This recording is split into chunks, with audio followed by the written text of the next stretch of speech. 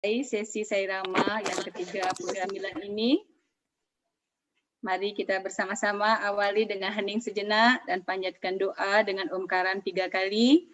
Semoga suami hadir bersama kita, suami yang berbicara, suami juga yang mendengar melalui kita semua. Kita hening sejenak dan omkaran 3 kali.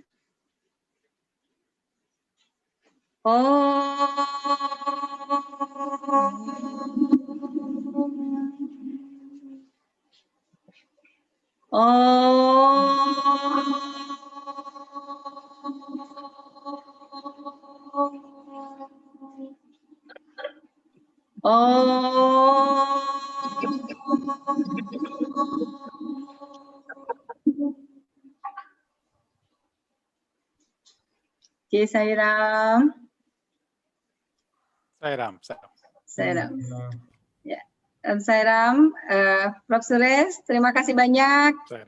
Mohon maaf ada gangguan tadi. Semoga sinyal kita sama-sama kuat malam ini ya. Ya. Koneksi kita semoga bagus.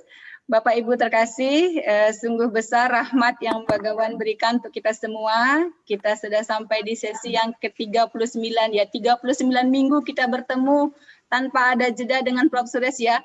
Kalau bayi dalam kandungan itu udah siap lahir ya. Ya. Jadi begitu besar kasih Prof. Suresh, kesabaran dan perhatiannya untuk kita semua. Jadi luar biasa sekali. Mari kita bersama-sama simak setiap sesi yang beliau berikan untuk kita. Semoga kita semua hadir di sini dengan segenap hati dan perhatian kita sehingga apa yang kita pelajari malam ini benar-benar membuka kesadaran baru bagi kita. Nah, Bapak Ibu, seperti kita ketahui, kita masih ada dalam pembahasan Happiness is Union with God. Jadi yang buku 5 sudah kita lalui, tapi masih ada satu grup yang belum tampil. Tapi sebelum mulai, mari kita bersama-sama welcome dengan hangat Profesor Suresh Gowin. Sairam. Yes, Sairam. Sairam, terima kasih. Dengan limpah kurnia Bhagawan Baba, sekali lagi kita jumpa di Sairama. Saya ucapkan terima kasih kerana masih mau ikut Sairama. Saya harap pesanan yang dibawa oleh Bhagawan Baba dapat kita betul-betul mengaih hati supaya kita boleh dapat hidup dengan selamat dan selesa dan bahagia. Okey, sekarang ada satu lagi kumpulan. Adakah sesiapa yang nak berkongsi sharing ke apa yang telah berlaku dalam minggu yang lepas? Ada sesuatu pendapat mungkin ataupun insight yang kita telah gunakan untuk minggu lepas? Ada siapa nak sharing? Okey. Sairam. Prof. Suresh memberikan kesempatan Bapak Ibu untuk sharing bila ada. Atau mungkin nanti juga boleh setelah kita dengarkan tuntas dari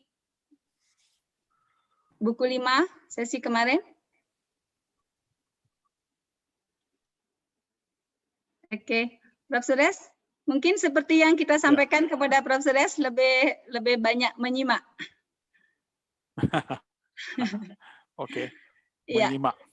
Ya, menyimak, okay. Pay attention. Pay attention, okey. Okey. Baik, so kalau tak ada, kita boleh sambung dengan kumpulan ini.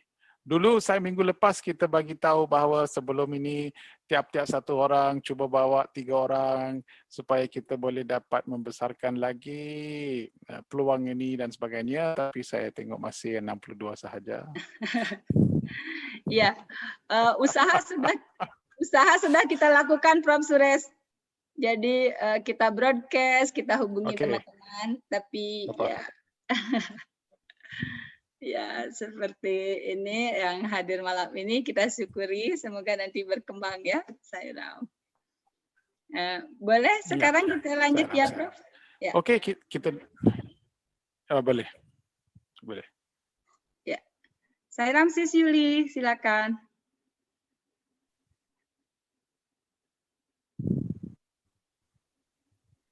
Sairam. Ya, Sairam.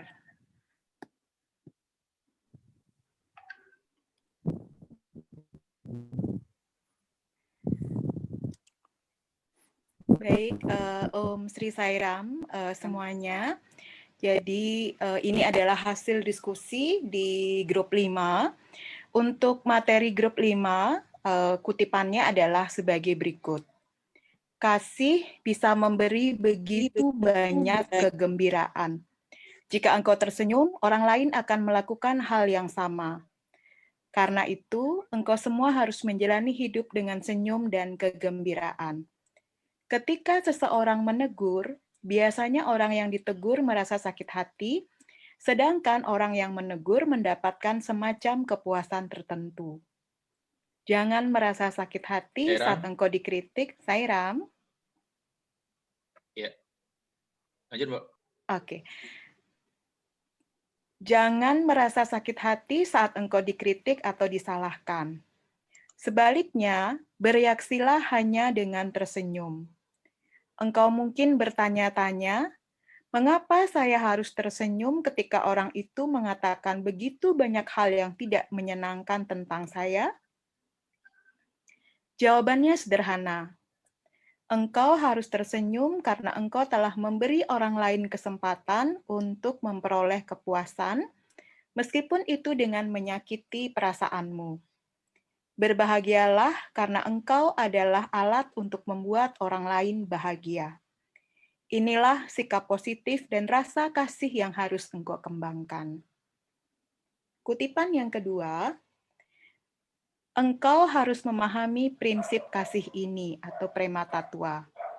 Semua adalah saudara laki-laki dan perempuan, tetapi perbedaan muncul bahkan di antara saudara laki-laki dan perempuan. Karenanya, tumbuhkan kasih satu sama lain. Jagalah selalu sikap ramah dengan senyum manis di wajahmu. Hanya dengan begitulah hidupmu dapat menjadi mulia dan ideal. Engkau harus selalu gembira dan ramah. Apakah kekuranganmu? Engkau memiliki segalanya berkat kasih dan rahmat suami. Pertanyaan di grup 5 ada 2. Yang pertama, bagaimana caranya agar kita tetap ceria meskipun seseorang menegur atau memarahi kita? Teknik apa yang harus kita gunakan untuk mempertahankan ideal ini? Dan yang kedua, jika menginginkan suatu kehidupan yang mulia dan ideal, suami berkata bahwa Anda harus memelihara sebuah watak, yaitu watak ceria. Mengapa demikian? Dan hasil diskusi, resume diskusi di grup 5 untuk pertanyaan yang pertama adalah berpikir yang baik, berkata yang baik, berbuat yang baik. Jadi senantiasalah bersikap positif, jangan pernah murung. Kita hendaknya senantiasa ceria apapun yang terjadi dan dalam situasi apapun. Meskipun mendapatkan hal-hal yang kurang baik, namun ketika kita berpikir yang baik, berpikir positif, maka kita akan mendapatkan sudut pandang yang berbeda. Teguran dari seseorang bisa jadi untuk melatih diri kita dalam menghadapi semua cobaan. Maka dari itu, terimalah cobaan ini dengan senantiasa ceria dan senantiasa bersikap positif. Jadi penekanannya untuk yang pertama adalah selalu bersikap yang positif. Yang kedua, dengan tersenyum. Jadi ada sharing di grup 5, di Balfikas itu diajarkan lagu Tersenyumlah Selalu. Maka dari itu hadapilah semuanya dengan senyum. Selanjutnya kita harus fokus pada Begawan, senantiasa memperhatikan dan mengingat ajaran beliau, bahwa kasih adalah segalanya. Jika seseorang menegur atau memarahi kita, senantiasalah memberi respon yang positif dan menghibur diri. Kemudian ini masih terkait dengan pertanyaan yang pertama, hasil resume diskusi di grup 5 adalah, apapun yang terjadi, bagaimanapun pendapat orang lain, kita hendaknya selalu berterima kasih dan bersyukur. Jika ada yang berkata-kata kurang baik, senantiasalah berpikir positif, jangan marah. Anggaplah pada saat itu karma buruk kita sedang dikuras. Oleh karena itu, kita hendaknya menerima apapun dengan selalu bersyukur. Kita hendaknya tetap ceria, menerima semua keadaan pada segala situasi. apakah situasinya baik ataupun buruk. Untuk pertanyaan yang kedua, jika menginginkan suatu kehidupan yang mulia dan ideal, suami berkata bahwa Anda harus memelihara sebuah watak yang ceria. Mengapa demikian? Hasil diskusi di grup 5 adalah kita harus meyakini bahwa jika kita selalu ceria, maka akan bermanfaat positif, bukan hanya bagi diri sendiri, namun juga bagi orang lain. Jika kita memelihara karakter ceria, semuanya akan merasakan efeknya. Semuanya akan merasakan kebahagiaan tersebut. Dengan kita memelihara watak ceria, kesempatan kita untuk merasakan kebahagiaan akan lebih tinggi. Karena kita selalu berpikir positif dan selalu ceria. Jika orang lain melihat kita selalu ceria, maka orang lain juga ikut ceria. Sehingga jika ada orang yang punya niat marah, karena melihat kita tersenyum dan ceria, maka bisa jadi amarahnya akan lenyap karena efek ceria ini akan menular. Yang berikutnya, energi positif ada di sekitar orang yang penuh ceria. Jika kita ceria, akan membawa dampak positif bagi orang di sekitarnya. Oleh karena itu, watak ceria harus dibiasakan. Layaknya lentera, keceriaan memberikan cahaya kebahagiaan bagi orang-orang yang berada di sekitarnya. Dan dengan watak yang ceria, dapat meningkatkan imun. Jadi demikian hasil diskusi di grup 5. Terima kasih, Sairam. Sairam. Terima kasih, Sis Yuli. Sairam. Sairam, terima kasih. Terima Sairam, kasih. Chris. Ya, terima kasih. Sungguh baik, sungguh luar biasa. Terima kasih kerana memberikan kita maklumat-maklumat ini. Ada apa-apa soalan tanya kepada kumpulan ini? Ya, Sairam, silakan Bapak Ibu. Kalau ada pertanyaan. Sairam. Ya, Sairam Bro, silakan. Ya, Sairam, Brother Sure, selamat malam. Selamat malam. Iya, ini di materi grup 5 ada satu statement, ini saya rasa sangat luar biasa ya. Engkau harus tersenyum karena engkau telah memberi orang lain kesempatan untuk memperoleh kepuasan meskipun itu dengan menyakiti perasaanmu gitu. Nah, ini sangat luar biasa statement ini saya rasa.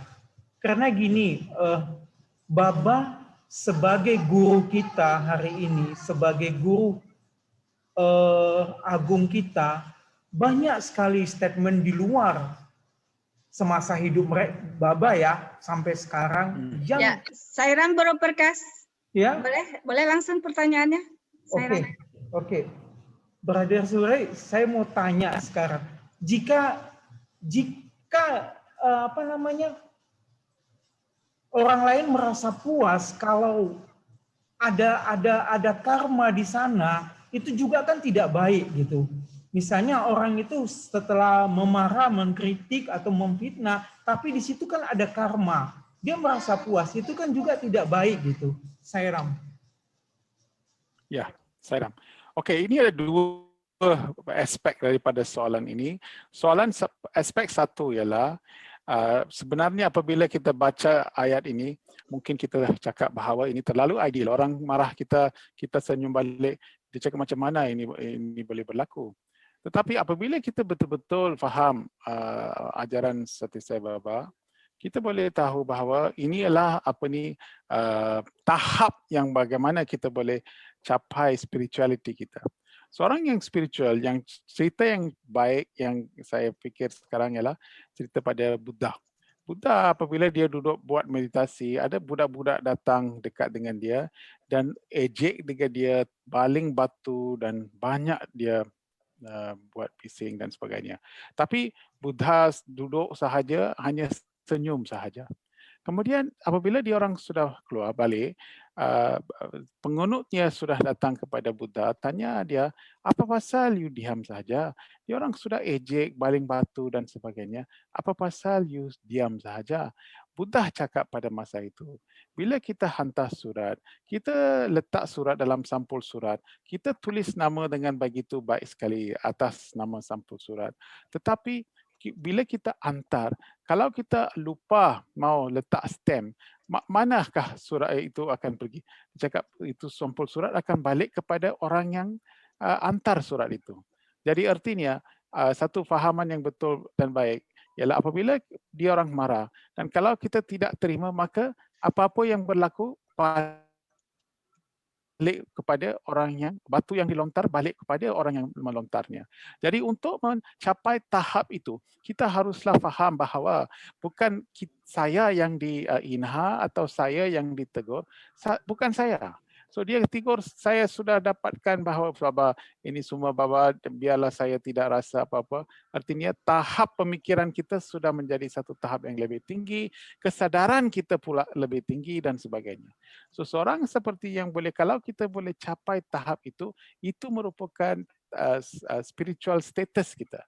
Bahawa meditasi kita efektif, bajan kita baik dan sebagainya sebab kita tidak rasa apa-apa. Dan orang yang baling batu ataupun orang yang cakap benda-benda seperti ini, mereka pun akan rasa lebih kesal. Jadi apabila seseorang merasa kesal, maka dia akan tukar fikiran dia ataupun dia tukar perangai dia. So inilah cara bagaimana ini dapat dibuat dengan aspek satu. Aspek dua ialah kita tidak payah fikir pasal kalau karma itu kurang ke, karma itu tinggi ke dan sebagainya sebab itu tidak langsung berkaitan dengan kita. Yang penting ialah kita harus tidak sumbang kepada karma itu. Kalau sesuatu berlaku seperti itu, tadi macam kumpulan cakap tadi, seorang daripada kumpulan cakap, mungkin karma kita yang sebenarnya kurang. Tapi adakah dia menambahkan karma orang lain dan sebagainya? Itu bukan kawalan dalam pengawalan kita. Maka kita tidak payah fikir seperti itu. So cara bagaimana untuk melindungi kita daripada fikiran seperti itu ialah kita punya sungai haruslah mengalir kepada laut, itu sahaja. Ada orang baling batu, okey, cantik, bagus. Kalau tidak ada, tidak apa. Kalau seorang cakap dari sini, oh Profesor, saya rasa you bodoh. So saya akan cakap balik, oh itu rahsia saya sahaja tahu. Macam mana you pun sudah tahu ini rahsia, saya akan beritahu macam itu. So bila saya cakap macam itu, artinya saya tidak ambil kisah ataupun kira dengan apa pendapat. So just carry on like that. So inilah satu cara bagaimana kita boleh melindungi diri kita daripada apa-apa yang akan selalu kita dapat apabila kita buat apa-apa pun. Projek pun, bila kita buat projek selesai ke apa, ada banyak orang akan baling batu, ada orang cakap bahawa ini tidak baik dan sebagainya. Tapi kalau kita positif, kata apalah, saya cubalah dan sebagainya, kita bawa semua orang kepada wawasan itu. Dengan ini artinya kita sudah dapat idealisme yang begitu baik sekali. Dan inilah apa yang suami akan suka pada kita.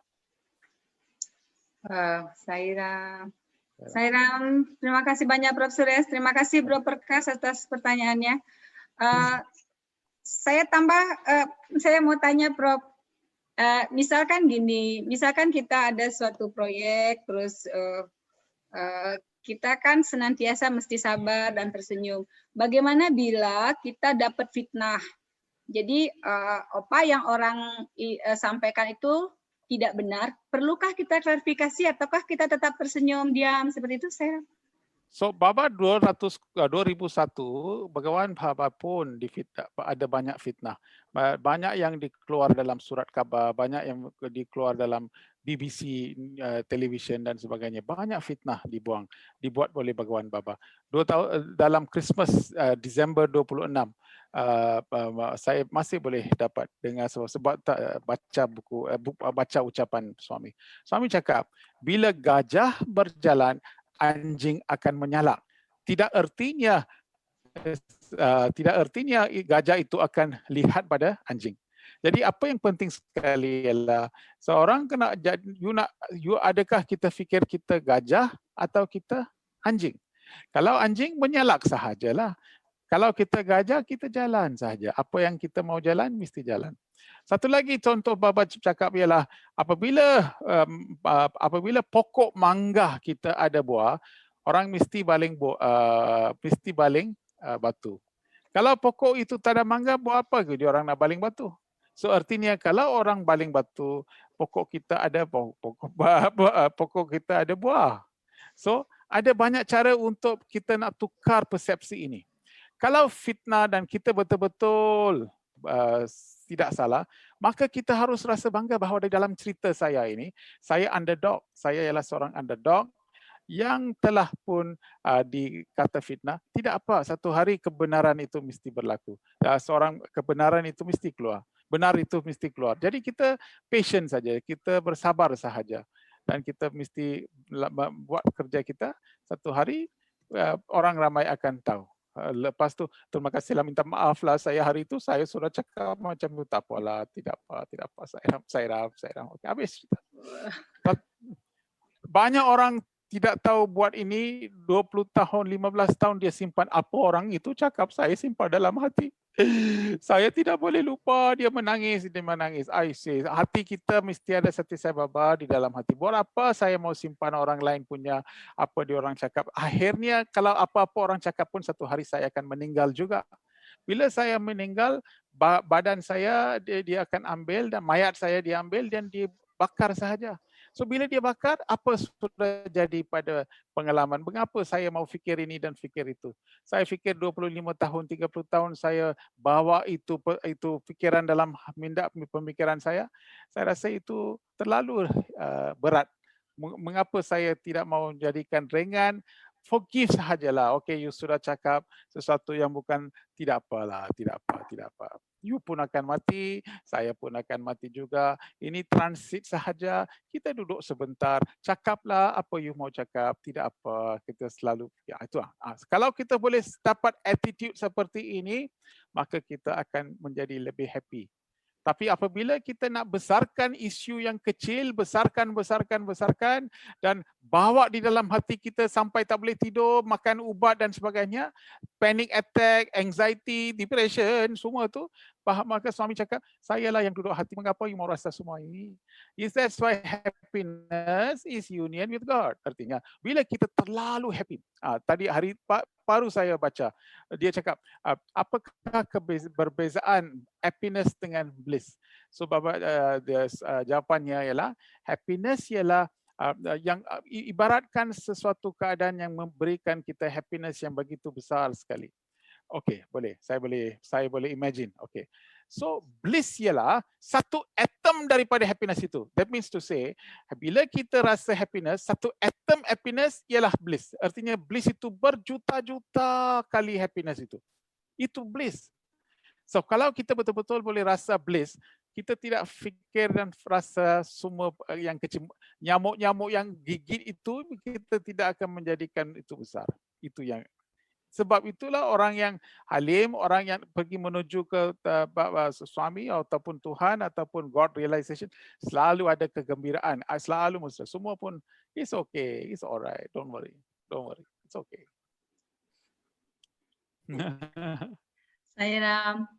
Saya Ram Prof. Suresh, indah sekali. Prof, kita kan mungkin stepnya pelan-pelan. Kira-kira seperti apa step-step yang kita tempuh, kemudian kita sampai di sana nanti, Prof. Misalkan mungkin yang awalnya kita akan marah, difitnah, kemudian berantem, sekarang mungkin tahan diri, masih tetap marah tapi tidak berantem. Mungkin kita juga hargai progres sekecil apapun ya, Prof, ya. Ya, dalam satu hari kalau ada orang marah, dulu saya simpan dalam hati 3 minggu, 4 minggu dan sebagainya. Tapi setelah datang kepada Sairama, kita dengar orang marah pada saya pun, saya rasa 1-2 hari pun saya sudah lupa. Artinya inilah kebaikan yang telah berlaku. Inilah improvement yang kita mesti ada. Jadi jangan, dulu saya simpan lama, tapi sekarang saya sudah simpan kurang. Dulu, sekarang bila kita buat, bukan hari, berapa jam saja, 2 jam, 3 jam mungkin saya sedih, dan jam keempat saya balik lagi. Artinya kita boleh bounce balik dengan begitu bahagia dan mesra, bukan macam dulu. Inilah satu tanda yang kita menjadi lebih spiritual. Ya, dan kita tidak usah banding-bandingkan ya, Prof, ya. Kita bandingkan dengan diri kita sebelumnya. Jadi bandingkan diri kita dengan Prof. Suresh. Jangan. Kita tidak harus bandingkan dengan siapa-siapa pun, sebab kita sudah datang di sini lahir mungkin berapa ratus riwayat, mungkin berapa ribu riwayat. Ada orang lebih matang, ada orang, kita punya karma lain. So saya daripada kecil lagi, saya tidak lihat sini dan saya tidak lihat sana. Oh, orang ini ada, saya tidak lihat. Apa yang saya lihat ialah saya sendiri. Kalau semalam saya buat macam ini, hari ini saya mau buat dengan lebih baik lagi. So,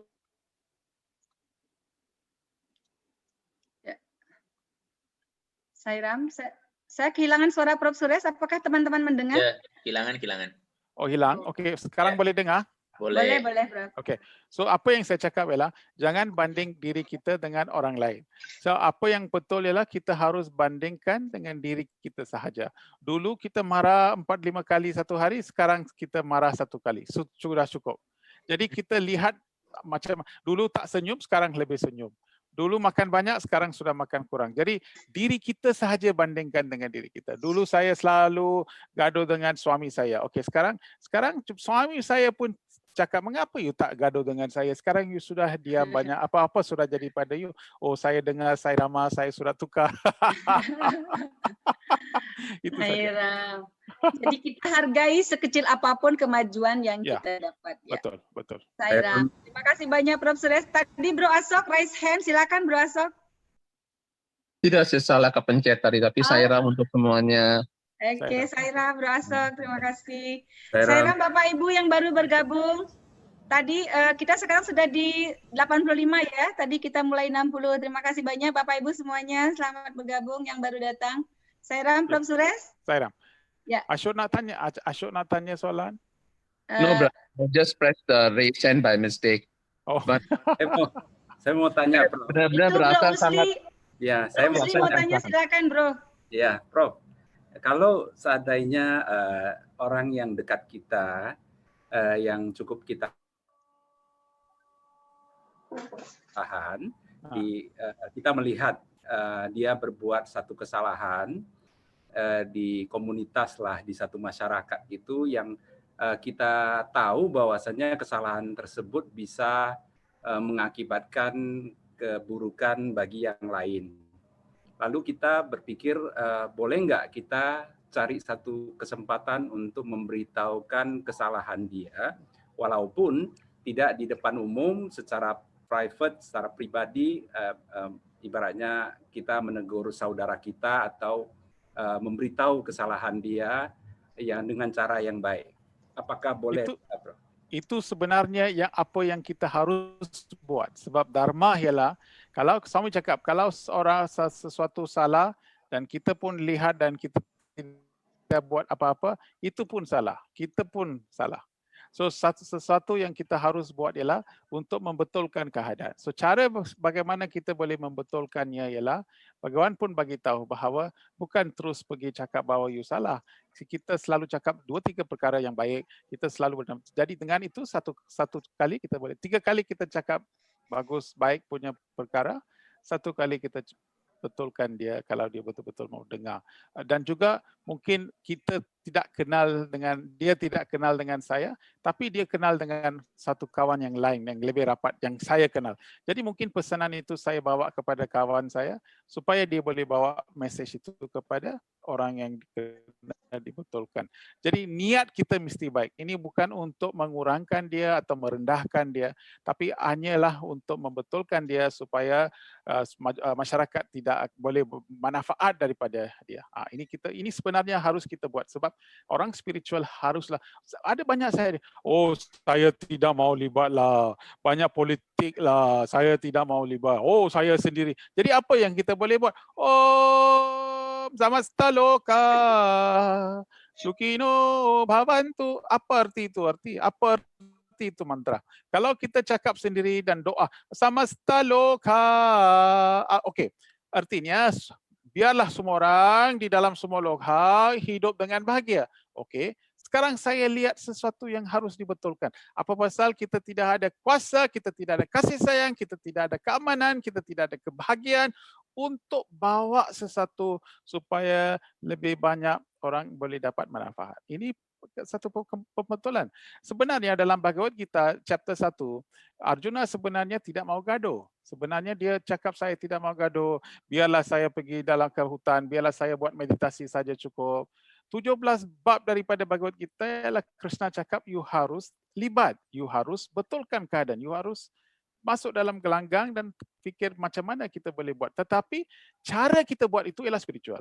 Bukan tengkar kelah, gaduh lah dan sebagainya. Kita harus buat dengan perlahan-lahan, dengan suara yang merdu, mengatakan apa yang kita harus buat betul, gunakan ajaran-ajaran Sati Sai Baba supaya mereka dapat tahu dan faham apakah kesalahan itu.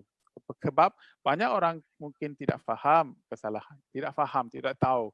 Jadi kita haruslah beri pendedahan kepada pendidikan supaya satu penukaran boleh berlaku di dalam akhlak mereka dan sebagainya. Ya, Sairam, terima kasih Prof. Sairam. Jadi kita jangan sekali-sekali menegur hanya untuk menjatuhkan, Ya. tapi menegur untuk kebaikan. Semoga ini Sairam. Dan sebelum menegur, kita haruslah cakap 2-3 kali baik punya perkataan. Wah, you betul lah boleh nyanyi. Macam okey, Bajan. Oh, dulu you nyanyi betul-betul baik. Hari-hari you datang Bajan dengan begitu baik punya masa. Tapi hari ini punya lagu, tak tahu apa pasal. Mungkin ada stres ke sister, you nyanyi apa pasal sedikit sudah lari. So betul, boleh betulkan lain kali minggu lepas. Okey, jadi saya cakap, tengok, saya sebenarnya betulkan, tetapi saya gunakan suara merdu, saya cakap 2-3 kali positif, sedikit kena betulkan, dan minggu depan, ya, okey, cantik. Ada orang, apa ini lagu hari ini, nyanyi macam ini? Ayo, teruklah. Okey, so, kalau saya cakap macam itu, mesti dia marah. Lagi-lagi, bila saya cakap depan orang lain, lagi malu. so cara... Baba like macam Baba cakap, when did you came yesterday? How many? 14. Good. See, don't sit here, please sit there. See, tengok 2-3 kali dia cakap, dia ketiga pula, don't sit that side. Okay, contoh cara dia cakap pun begitu baik sekali. Hey, why you sit here? You're not supposed to sit here. No. Dia tak cakap macam itu, langsung dia tidak cakap macam itu. Yeah, you know who I am or not? I'm Sai Baba. I'm God, you know. Why you say, bukan macam, tidak buat. Tuhan yang boleh buat macam tu pun dia rendah lemah lembut, dia selalu baik dengan suara yang merdu. So, artinya kita kena belajar daripada Bhagawan juga. Wah, Sairam Prof, terima kasih. Terima kasih Bro Usli pertanyaannya. Terima kasih Sairam, terima kasih. Sairam. Thank you. Oke. Sairam Prof Suresh, untuk sesi buku 5 kita mungkin sudah ya. Kita masuk ke buku 6. Buku 6. So kita break into, kali ini 3 workshop saja ke? 3? Ya, 3 workshop. And next time only 1 room. All expecting. Hari ini Pak Ketua, yang jadi fasilitator. Om Sairam, Bapak Ibu. Oke, siap ya. Sudah. Suara saya bergema? Tidak bagus, Bunda. Oke, Om Sairam, Bapak Ibu semua, kita akan masuk break up room lagi, cuman 3 room. Iya. Jadi khusus malam ini spesial fasilitatornya adalah Dewan Ketua, Bro Putu Suwitra, Pak Ketua kita, Presiden kita, Bro Usli, Wakil Ketua kita, dan Putu Eka Putra, Kornas Spiritual kita. Jadi spesial, jadi para pengurus. Biasanya beliau tunjuk-tunjuk orang, Prof. Suresh, sekarang kita tunjuk beliau. Ya, jadi Bapak Ibu semuanya akan kita bawa ke ruangan yang terpisah, tetapi semua fasilitator tidak akan ada yang memaksa Bapak Ibu untuk bicara. Jadi mohon jangan keluar dari room ya, tetap stay di room, tidak dipaksa untuk berkomentar, bila hanya menyimak saja, hanya sampaikan saja. Beliau semuanya sangat penyabar dan penuh kasih sayang. Jadi jangan meninggalkan penyabar dan penyayang. Tapi kalau mau komentar sangat welcome. Sangat diharapkan komentarnya, tapi tidak dipaksa. Jadi mohon tetap nyaman berada di ruangan masing-masing. Silakan Sister Ayu. Ya. Oke, Sairam. Silakan masuk, akan disambut oleh Bro Usli di ruang 1, Bli Tuswito di ruang 2, dan Bli Eka di ruang 3. Sairam.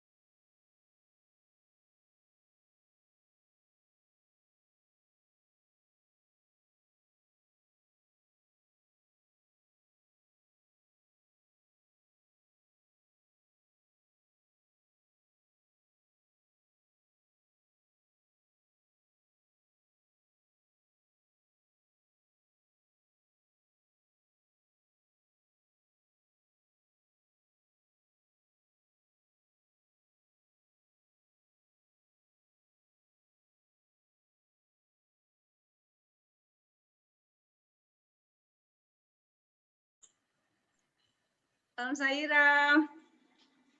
Sairam. Sairam, selamat datang di ruang utama. Waktunya ini ya. Wah, waktunya sudah diperpanjang 5 menit lagi tadi ya. Tapi masih seru. Masih seru? Wah, luar biasa. Sairam. Oh, selamat datang Bapak Ibu yang baru bergabung. Kita sekarang ada 92 orang. Sairam. Sairam Profesores. Sairam. Oke, ada yang baru bergabung lagi Prof. Sures. Kita ya, selamat datang Bapak Ibu semuanya. Kita semua sudah ada di main room. Oke, Prof. Kita langsung presentasi? Ya, boleh. Ya. Om Sairam, ini Bapak-bapak, Bro Usli, Belitu Swita dan mereka boleh home pimpah, siapa mau duluan? Ya, Bro Usli sama Kornas boleh duluan. Ya. Bro Usli, silakan. Sairam. Ya. Ya. Mungkin Bro Giri bisa ditampilkan tadi resume untuk hasil diskusi kita. Bro Giri. Ya, Sairam ya. Ya, siap. Cerita dulu ya Bro ya, ininya ya. Ya. Ceritanya dulu. Ini Bro. Ya. Jadi materi grup pertama ya, grup 1 adalah keberadaan atau eksistensi adalah sat ya, sat keberadaan. Jadi keberadaan yang dikatakan sat, kemudian cit, ananda.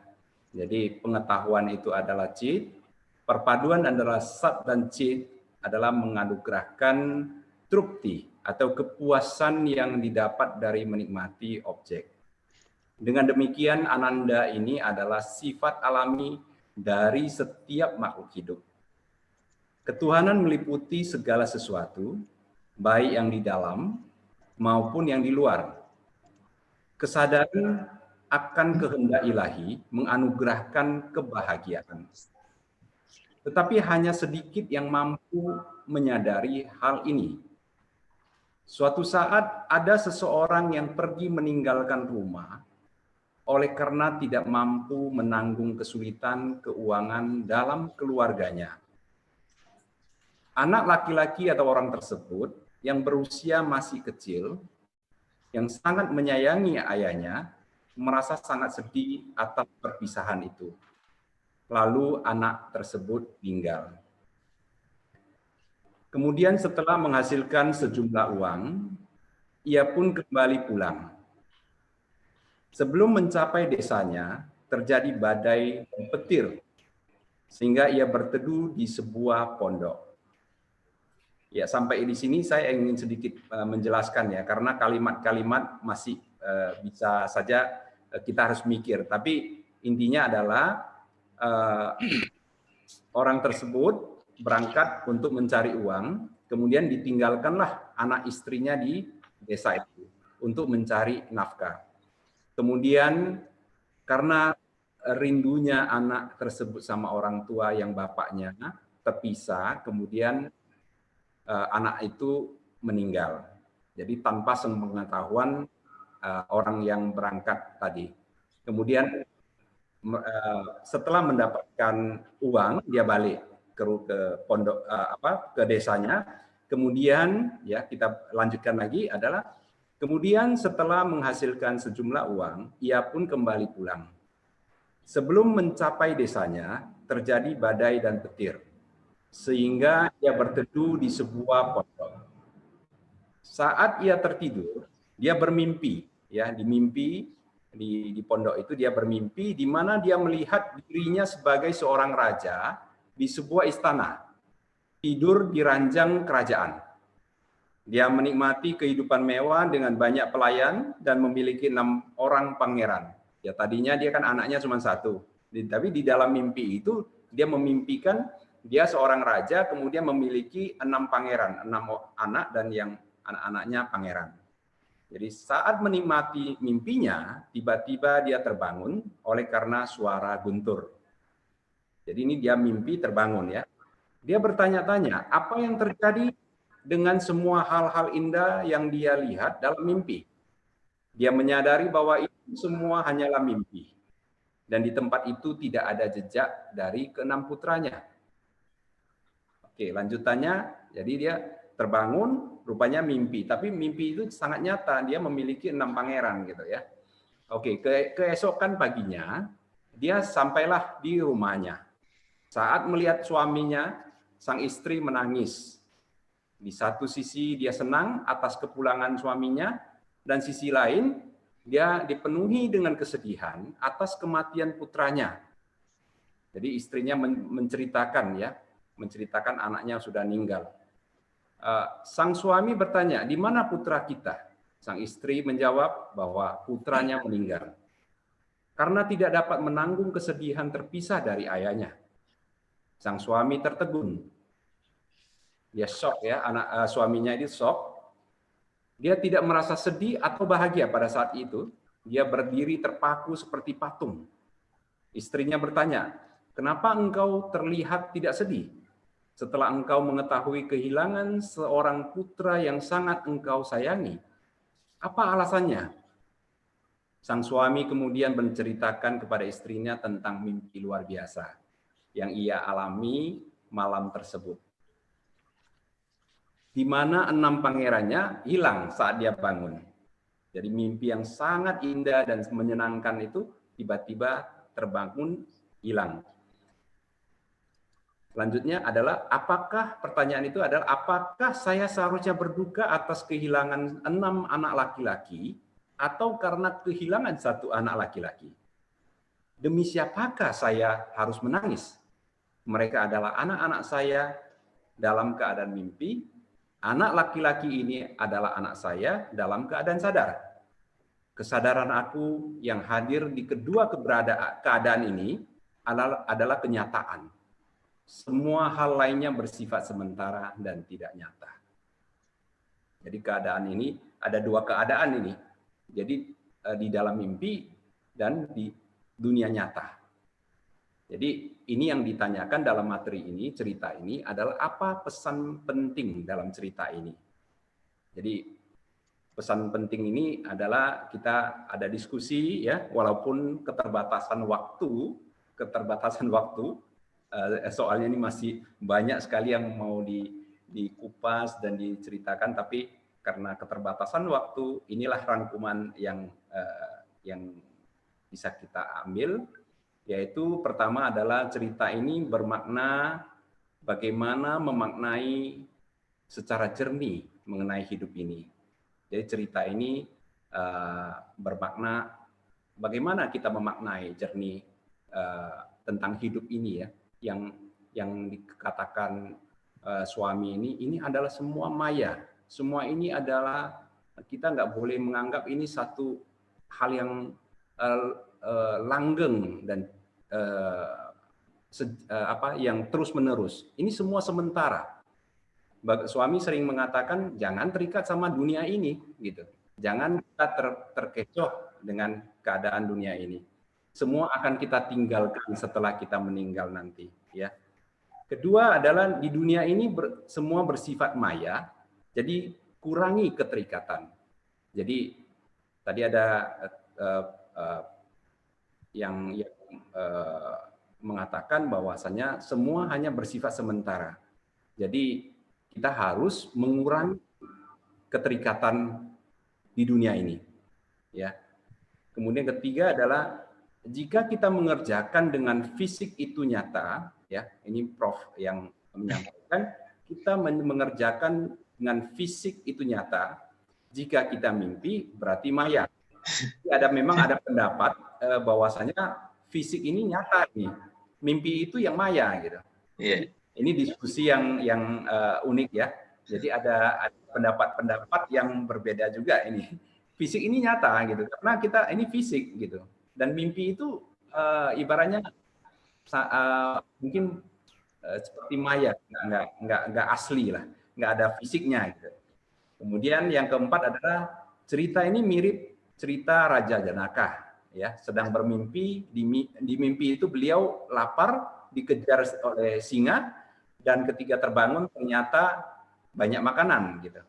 Jadi ini mirip-mirip cerita juga, ya, cerita-cerita tentang bagaimana Raja Janaka itu bermimpi. Ini hampir mirip. Yang kelima, dari cerita ini bermakna semuanya, ya, semuanya diliputi oleh ilahi. Jadi walaupun ini semua dua-dua keadaan ini, ya, baik sadar dalam fisik ini dan setelah kita mimpi atau nanti satu saat kita meninggalkan fisik ini, meninggal dunia, ini semua sebenarnya keadaannya itu diliputi oleh keilahian. Ya. Prof. Suresh bisa menjelaskan ulang makna sebenarnya cerita ini. Mungkin karena pernah diceritakan oleh Prof. Suresh tentang cerita ini, mungkin karena mengingat pernah diceritakan Prof, diminta Prof bisa menjelaskan lebih dalam lagi cerita tentang yang nyata dan yang tidak nyata, ya, yang masih ada pertanyaan-pertanyaan yang mana sebenarnya yang nyata gitu. Jadi keadaan-keadaan yang kita harus meningkatkan bagaimana pemahaman kita tentang cerita ini lebih mendalam. Saya kira itu saja Prof. Suresh yang dari grup 1. Terima kasih. Om Sairam. Ini cerita sebenarnya. Sairam, Prof, silakan. Sairam. Ini cerita sebenarnya begitu baik sekali kerana betul-betul memberikan kita satu gambaran yang besar. Dan kalau kita sudah boleh faham tentang cerita ini, makna cerita ini, kita sudah faham satu aspek spiritual yang betul-betul akan memberikan kita penjelasan yang begitu baik sekali. Example, kalau you tahu tak anak-anak kita main dalam televisyen, dalam rumah kita, dia main dengan apa tu Xbox. Ada tahu Xbox yang dia main dengan permainan itu, ada kereta, dua kereta, macam ada di Indonesia ada kan? Ya, Xbox. Apa ya? Ya. PS. PS ya, betul. Ya, macam sports dalam televisyen dia orang boleh main itu. Dalam gunakan televisyen dia orang boleh main. Jadi dia main dengan itu, kereta itu jalan, dia anak yang lain, adik yang lain kejar dengan kereta dia pun kejar sampai dua-dua orang pun gaduh, dan ibu datang dan cakap, apa pasal you gaduh? Dan dia cakap, dia potong salah, dan kemudian ibu cakap, ini apa ini? Sudah gila ke? Dua-dua ini, you main saja, ini satu permainan saja. This is virtual. Ini ialah satu maya. Apa pasal you mau fikir pasal ini bahawa ini real, ini ternyata, dan kemudian inilah yang menjadikan dua-dua orang itu gaduh. Jadi itu salah. Ini semua just permainan saja. Satu permainan. So apa pasal ibu itu tahu ini satu permainan, mana dua-dua anak itu tidak tahu? Sebab apa yang berbeza dengan ibu dengan anak ialah ibu itu lebih sadar, lebih tahu, lebih arif bahawa ini ialah satu permainan. Tapi oleh kerana tahap kesedaran kurang di anak-anak kita, yang dua-dua budak itu, maka apa yang kita lihat ialah bahawa dua-dua budak itu fikir bahawa apa yang mereka nampak itu betul. Memang betul. Jadi dia gaduh, dia bertempur dan sebagainya. Sebab apa yang mereka rasa, apa yang mereka menghayati, itu betul. So, artinya kebenaran ialah, inilah sebab mengapa kita buat mantra. Asatoma Sadgamaya, kita sebut macam ni. Tanya siapa-siapa apa arti itu? Oh, daripada yang bukan benar, kita mau pergi ke satu tahap yang lebih benar. Okey, inilah arti mantra itu. Asatoma Sadgamaya. Apa yang saya nampak sekarang, apa yang saya lihat, ini adalah satu kebenaran. Tetapi saya harus pergi ke satu alam yang lebih benar daripada sekarang. So, artinya dunia kita ini, kita pergi kerja, kita ada perhubungan, kita ada anak, kita ada suami, kita ada isteri, semua ini apa yang ternyata di depan kita pada satu hari tidak akan ada bersama dengan kita. Sebenarnya kita pun sendiri pun tidak akan ada di sini. Walaupun mereka akan ada, kita sendiri pun tidak akan ada. Jadi apabila kita sudah arif, kita matang dan kesedaran kita menjadi lebih tinggi, artinya kita fikir siapa saya? Sayang, ini mengapakah saya fikir ini semua begitu betul? Jadi bila saya buat meditasi dan saya mendapat kesedaran yang tinggi, maka saya pun tahu bahawa ini semua ialah satu mimpi sahaja. Satu mimpi, tapi mimpi kita 70 tahun, 80 tahun belum sedar lagi, itu saja. So that's why Baba said, life is a dream, realize it. Life is a dream, realize it. Sekejap kita boleh. Jadi artinya kita harus bangun, kita harus sedar daripada ketiduran ini. So bila kita tidur, kita ada nampak mimpi. Tapi sekarang kita memang mimpi. So kita harus bangun daripada mimpi kita supaya kita tahu. Macam mana kita boleh faham kita sudah bangun? Kita tahu matlamat kehidupan kita. Kita tidak membesarkan isu-isu yang kecil. Kita selalu riang, kita selalu mesra, kita selalu bahagia. Orang kritik kita pun kita senyum. Kita selalu hidup dengan aman dan damai. Kita selalu buat meditasi. Artinya kita sudah bangun daripada mimpi kita ini. So kesedaran untuk spiritual ini kita harus bangun daripada mimpi ini yang memberikan satu kebenaran. Apa itu? Yang satu kebenaran bahawa ini memang betul. Tapi kebetulan pula ialah ini tidak betul. Okey, macam saya bagi tahu satu lagi contoh. Saya kerja pagi-pagi, saya ada banyak kerja. Saya pergi kerja, saya ada pejabat, saya ada buat bisnes. Tak ada masalah. Daripada pagi sampai pukul malam, pukul 10, kita kerja. Tiba-tiba satu hari daripada hidung kita. Tiba kita ambil handkerchief kita letak sini, tengok, sudah merah. Kita terus pergi tengok doktor. Doktor cakap, dia periksa, cakap bahawa kita sudah mengidap penyakit kanser. Apabila kita sudah mengidap penyakit bara, tiba-tiba kita tidak mau pergi kerja, kita tidak mau lagi tengok matlamat, kita punya pandangan sudah tukar.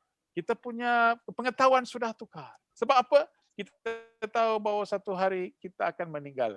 Oleh kerana kita sudah tahu bahawa kita mau meninggal, itu kerja sudah jadi mimpi. Itu cara, itu perhubungan kita semua sudah jadi mimpi. Apa pasal? Kita sudah bangun ke satu kesadaran yang lebih daripada itu. So artinya, apabila kesedaran menjadi lebih tinggi, asatoma sadgamaya, sebenarnya inilah yang kita sebenarnya doa. Minggu-minggu kita doa supaya kita boleh bangun daripada mimpi kita. Itu sebenarnya kita buat. Jadi cerita ini memberikan kita satu mesej yang begitu kuat. Janganlah fikir.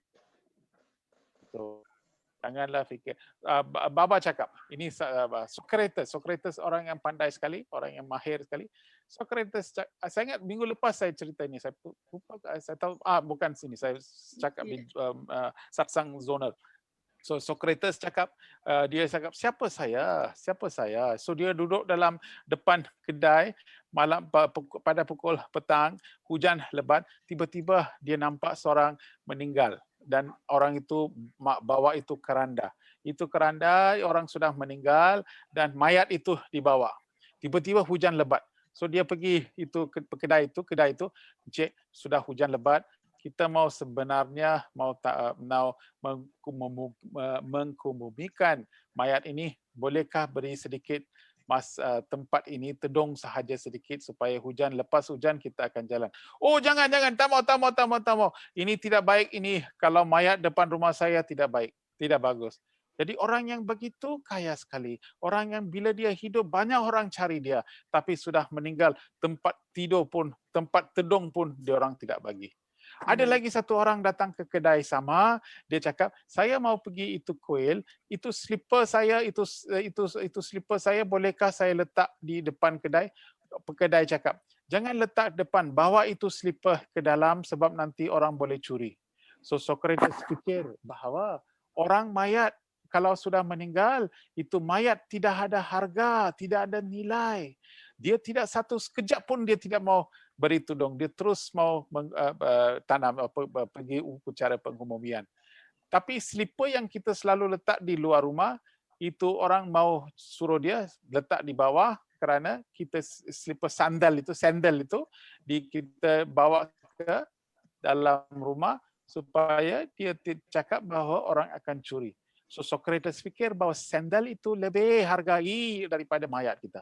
Jadi oleh kerana kita sudah dapat, oleh kerana kebenaran ini kita sudah tahu, maka kita harus lihat kepada dunia ini, kepada penghidupan kita, cara kita hidup, apa pasal kita hidup. Satu hari kita akan meninggal. Bila kita sudah dapat realisasikan benda ini, Baba cakap, life is a challenge meet, but more important, life is a game played. Ya, artinya kita ini satu permainan. Sekejap kita ada, tapi satu hari kita tidak ada. Tapi itu tidak erti bahawa esok kita tidak pergi kerja ataupun esok kita tidak buat kita punya duty. Kita masih buat, tapi dengan pengetahuan. Apa itu? Satu hari semua akan habis. So inilah cerita yang memberikan satu kenyataan yang begitu besar sekali. Sairam. Terpukau, Prof. Terima kasih. Luar biasa, Sairam. Ya. Jadi, aduh, tidak ada yang perlu kita banggakan. Semua sementara, hidup ini hanya mimpi dan kita mesti keluar dari mimpi panjang ini. Betul, itu saja. Sairam. So cerita itu bila kita tengkar, oh saya gaduh sini, gaduh sana, dan kemudian kita datang balik, kita mesti tanya itu gaduh hanya berlaku dalam mimpi. Oh. Bila saya bangun, itu mimpi tak ada. Buat apa saya mau mimpi? You pun akan mati, saya pun akan mati. Buat apa saya mau bertengkar? Tak apalah, Sairam, habis. Itu artinya kita lebih seorang yang lebih sedar kesedaran. Kita berbalik, kita bergaduh dengan suami kita ataupun isteri kita, kita gaduh-gaduh, tapi isteri itu akan diam saja, dengar. Suami akan tanya, apa pasal dulu you gaduh balik? Apa pasal sekarang? Tak dulu memang saya gaduh sebab saya dalam mimpi. Tapi saya sudah bangun daripada mimpi, so saya faham ini semua satu mimpi, tidak apa. You mau gaduh, you mau cakap besar, gaduh lah. Be happy, it's okay. Saya sebodoh, okay, saya bodoh. Memang saya bodoh. Saya salah, memang saya salah. Tak apa. Wah. Apa pasal you sudah tukar? Sebab saya ikut Sairama. Ya. Sairam. Sairam, Prof. Suresh, mungkinkah ada jalan pintas supaya kesadaran kita lebih cepat? Ya, jadi kayak kalau kita mempercepatkan lagi sadhana kita, itu sebab kita buat ini satsang ini semua, kita terus pergi kepada action plan. Kalau kita dengar sahaja, okey, kita pukau, kita bagus, kita baik hari ini, pukul 9.30 kita tutup, pukul 10 kita sudah lupa ini. Ya. Kita semua apa yang kita cakap akan semua dilupa. Tunggu sampai Sairama yang akan datang. Okey, kita balik lagi. Okey, kita dengar. Jadi kita dengar 39 minggu sudah habis, satu bayi sudah lahir, lagi 1 tahun kita boleh dengar, 10 tahun pun itu budak akan jadi 10 tahun. Dengar. Baba cakap dalam satu cerita. Cina kata, Baba cakap, suami cakap, ada di dalam burung kakatua. Di dalam hutan ada banyak burung kakatua. So satu hunter is what do you call hunter in English? Bahasa? Pemburu. So seorang pemburu datang ke dalam hutan dan satu burung kakaktua sudah nampak itu pemburu, dia datang terus dan cakap pada orang burung kakaktua yang lain. Hunter coming, run away. Artinya pemburu datang, lari. Pemburu datang, lari. Kemudian itu burung kakaktua sudah terbang. Kemudian lepas 2 jam, burung kakak tua balik. Semua burung kakak tua ditangkap di dalam perangkap itu. Tapi semua burung kakak tua cakap, pemburu datang, run away. Pemburu datang, lari. Tapi dalam perangkap, dia sebut itu. Perkataan itu disebut. Tetapi apa guna itu kita sebut kalau kita tidak tahu makna itu, erti itu. Jadi kita mantra pun berbuasa tatsawitur werenya margo deo setimahi dio yona percote ate om berbuasa bah tatsawitur werenya margo dio yona percote. Kita buat saja. Seorang cakap, apa pasal you buat mantra? Tak tahu. Saya 108 kali saya kena cakap. Okey. Apa arti you cakap? Saya tidak tahu. You tahu itu makna? Itu pun tidak tahu. Apa pasal you? So artinya mantra, manana dan trana, itu 2 perkataan. Manana artinya kita harus fikir pasal. Jadi apa yang kita fikir akan kita. So mantra sebenarnya harus disebut, niat itu ialah untuk menyelamatkan diri kita. So cara bagaimanakah kita harus menyelamatkan? Dengan lihat kepada, dengan dengar itu perkataan, dengan dengar itu message, dengan dengar apakah erti apa yang kita, dan apabila kita reflect, apabila kita fikir, apabila kita renung pasal perkataan itu, maka itulah yang akan menyelamatkan kita, supaya sebab kita sudah dapat satu kesedaran yang lebih tinggi, dan baru kita fikir bahawa ini semua mimpi. Ya, jadi artinya sadhana kita mesti dicepatkan, kita punya niat mestilah cepat, kita punya fikiran semua mestilah pergi kepada sungai mengalir kepada laut, sungai mengalir kepada laut. Satu hari saya mesti, sebelum saya meninggal, saya mau capai itu laut. Jadi kesedaran itu menjadi begitu tinggi, maka kita boleh capai matlamat kita. Sairam. Sairam. Jadi kita tidak boleh seperti burung kakak tua. Ya. Burung kakak tua, ya. Wah, setidaknya kita tidak seperti burung biu itu. Ini kita sudah, sebetulnya masih seru sekali, Prof. Tapi ini sudah jam 9.35 Wita. Boleh ada, kalau ada yang bertanya, boleh lagi ya, Prof ya, kalau ada yang bertanya. Ya. Pak Danes, silakan. Pak Danes raise hand. Terima kasih. Salam Brother Suresh. Salam. Suresh, di satu sisi pelajaran ini sangat bagus, ya, bahwa kita harus bisa menerima dan tidak harus ikut mempertahankan apa yang kita anggap tidak benar. Tetapi di sisi lain juga ada dharma. Ada dharma kita sebagai kepala rumah tangga, ada dharma kita di perusahaan, ada juga dharma kita di organisasi. Dan bagaimana perbedaan atau apa yang harus kita lakukan ketika kita harus diam demi menganggap ini semua mimpi, ini semua nggak nyata, tapi di sisi lain kita hidup juga kan harus ada dharma yang harus kita jalankan. Jadi perbedaannya ini sangat tipis. Bagaimana kita bisa hidup sehingga kita bisa menjalankan dharma sekaligus kita sadar bahwa hidup ini hanya mimpi. Sairam. Okay. Saya soalannya begitu baik sekali. Jadi bila kita buat dharma, kita oleh kerana kita sudah faham dan tahu bahawa ini ialah satu mimpi, tidak artinya bahawa kita tidak harus buat dharma kita. Orang yang tidak tahu bahawa ini adalah satu mimpi, dia akan identify dengan dharma dia dan dia akan main peranannya. Daripada itulah kita boleh dapat apa yang dipanggil perikatan di dalam dunia. Perikatan ataupun attachment di dalam dunia ini berlaku apabila dia tidak faham bahawa ini semua mimpi. Tapi dharma itu kita boleh buat dengan begitu baik sekali kalau kita tidak ada perikatan.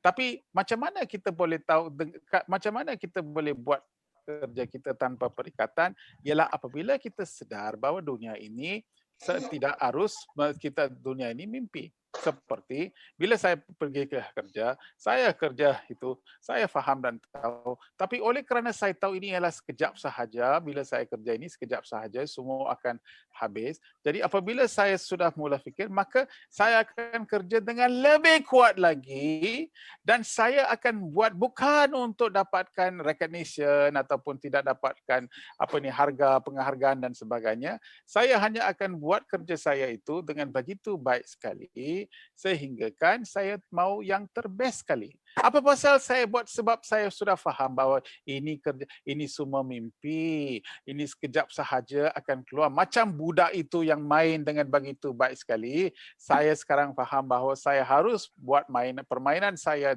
di dalam kehidupan ini haruslah saya buat dengan best sekali.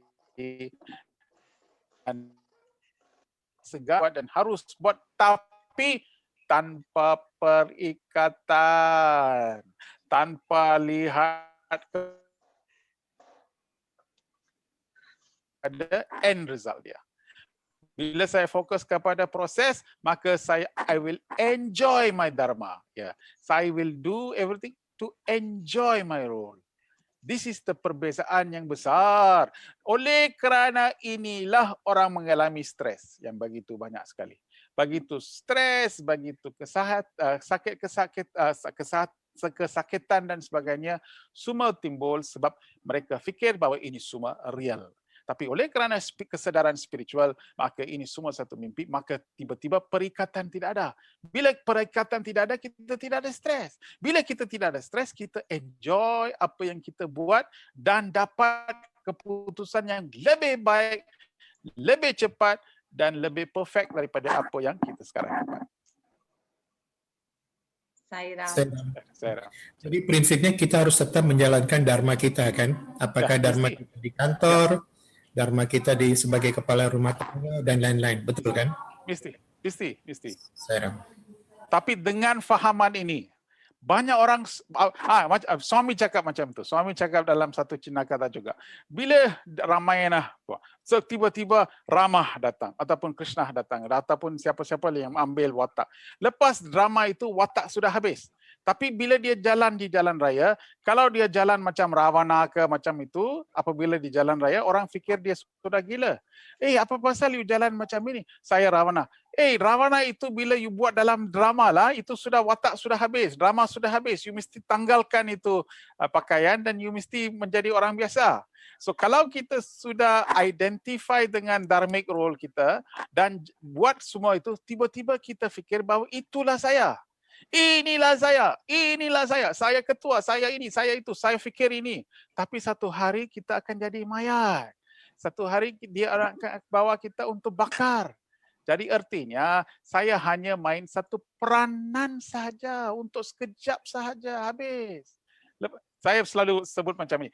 Satu hari kalau saya meninggal, center saya bila dia ada, dia akan cakap, okay, Sairam, dear brothers and sisters, biar kita berdiam untuk 1 minit sahaja untuk menghargai sumbangan Brother Suresh. Dan semua orang akan diam 1 minit, duduk diam 1 minit, fikir. Okay. Kemudian bukan 1 minit pun, 1 minit pun dia orang tak ada sabar. Tiba-tiba 45 saat sudah habis. Shanti. Habis cerita, habis. Terima kasih. Habis. So jadi kita hanya 1 minit orang boleh fikir.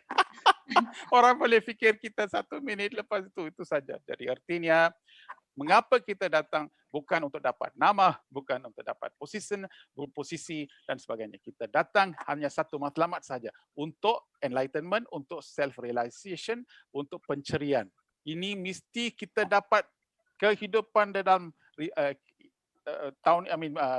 riwayat ini. Bila sebelum mati kita mesti dapat pencerian kita. Kalau tidak kita rugi. So kita mesti gunakan segala masa kita, segala peluang yang diberi di dalam kehidupan untuk dapat pencerian. Inilah matlamat sebenarnya mengapa Satya Sai Baba bersama dengan kita. Untuk memberikan kita kebebasan daripada perikatan daripada dunia ini. Dan satu cara untuk dapat ini, untuk selalu fikir bahawa ini ialah satu mimpi sahaja. Bila kita sudah dapat ini kesedaran, segala pun tak apalah, tidak apa. Wow. Sairam, thank you. Sairam, luar biasa Prof. Suresh. Terima kasih. Ya. Jadi kita kembali ingat sesi yang terdahulu. Ya. Bhagawan hadir untuk mengingatkan kita bahwa I am God, I'm not different from God. I am the supreme absolute. Sairam. Ya. Meskipun kita belum sampai di sana, mungkin dengan afirmasi itu terus di hati kita akan sampai. Jadi kita ucapkan saja, entah kapan kita sampainya. Mudah-mudahan di kehidupan ini sudah. Sairam. Luar biasa, Prof. Suresh. Kita sudah sampai di, sayang sekali tidak terasa. Saya tidak berani pura-pura lupa waktu. Yang lagi 4 kumpulan kita buat minggu depan. Lagi dua, Prof. Lagi 2, oke ya, lagi 2. Ya, oke. Jadi minggu depan kita akan dengarkan sharing dari Bribtu Switra dan Bli Eka. Sekali lagi terima kasih banyak Prof. Suresh. Prof. Suresh, sekedar informasi lewat YouTube ada 16 orang yang join. Kita ada 92, jadi 108 Prof. Suresh. Oke, cantik. 108 spiritual number. Magic number. Magic number, ya. Jadi 108 roh berkumpul. Ya, terima kasih. Saira. Terima kasih Bapak Ibu semuanya. Kita sama-sama ucapkan terima kasih untuk Prof. Suresh. Not only 1 minute, whole life. Terima kasih. Itu saya. Jadi, ya benar-benar Prof. Suresh ini luar biasa, indah sekali. Terima kasih Bagawan. Saya serahkan kepada Bagawan. Semoga senantiasa suami membimbing kita semua. Sairam. Mari kita akhiri dengan hening sejenak dan panjatkan doa samasta loka sukino bhavantu.